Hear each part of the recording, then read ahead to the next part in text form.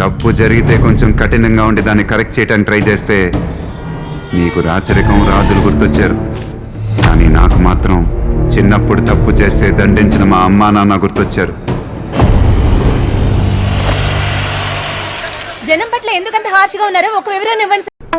భరత్ అని నేను శాసనం ద్వారా నిర్మితమైన భారత రాజ్యాంగం పట్ల విరచిస్తా నేడే నవశకం,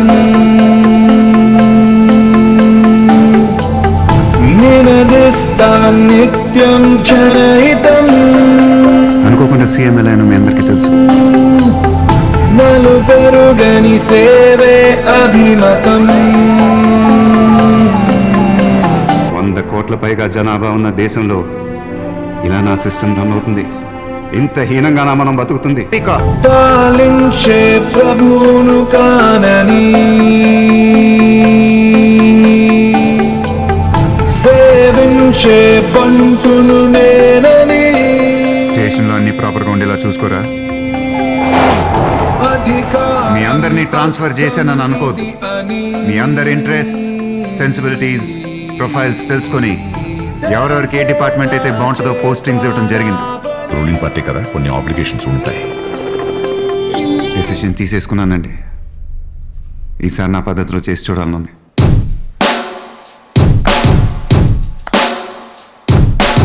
గవర్నమెంట్ స్కూల్స్లో ఫ్రీ ఎడ్యుకేషన్ వదిలేసి ప్రైవేట్ స్కూల్స్లో వేలు లక్షలు కట్టడం ఇష్టమా? మన దేశంలో ఎడ్యుకేషన్ నాన్ ప్రాఫిటబుల్ తెలుసా?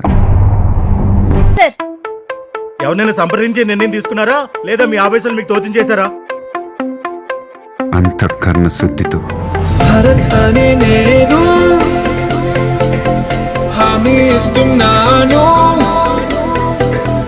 బాధ్యున్నై ఉంటాను. Of the people, for the people, by the people, ప్రతినిధిగా. This is me, this is me, this is me, this is me. ఎట్టకేలకొక్కడొచ్చాడమ్మా, రాజకీయ నాయకుడు అనుకున్నా నాయకుడు.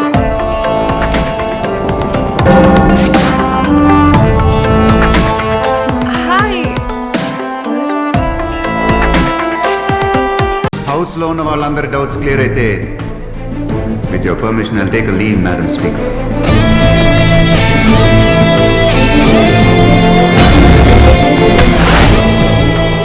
తప్పు జరిగితే కొంచెం కఠినంగా ఉండి దాన్ని కరెక్ట్ చేయడానికి ట్రై చేస్తే మీకు రాచరికం రాజులు గుర్తొచ్చారు.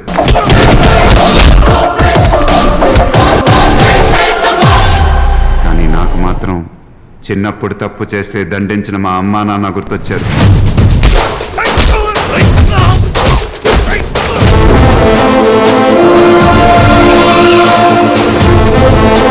రాజ్యాంగాన్ని, శాసనాలను అనుసరించి ప్రజలందరికీ న్యాయం చేకూరుస్తానని దైవ సాక్షిగా ప్రమాణం చేస్తున్నాను. రమేష్.